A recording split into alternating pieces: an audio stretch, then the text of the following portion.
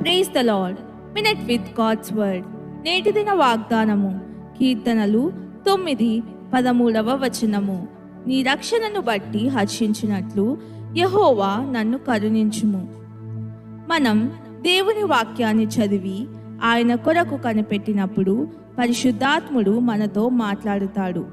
పరిశుద్ధాత్ముడు దేవుని హృదయాన్ని, మనస్సును మనకు తెలియజేస్తాడు.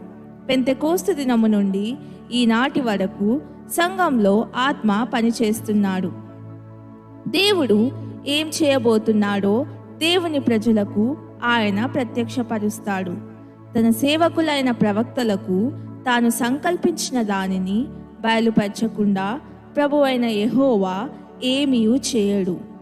యోసేపుకు కలల ద్వారా దేవుడు తన హృదయాన్ని ప్రత్యక్షపరిచాడు. దానియేలుకు దేవుడు దర్శనాల ద్వారా తన మనస్సును ప్రత్యక్షపరిచాడు.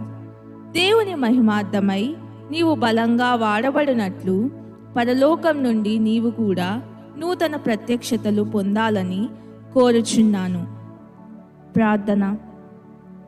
తండ్రి, నీ ప్రజలమైన మాకు నీ మనస్సును తెలియపరచుటకు నీవు పంపిన పరిశుద్ధాత్మునికై వందనాలు. దర్శనం లేనప్పుడు ప్రజలు నశించిపోతారని నీ వాక్యం చెబుతుంది. గనుక నీ చేతిలో గొప్ప బలమైన పాత్రగా వాడబడినట్లు నాకు నూతన ప్రత్యక్షతను అనుగ్రహించుమని యేసు ప్రభుని నామంలో ప్రార్థిస్తున్నాను తండ్రి. ఆమెన్.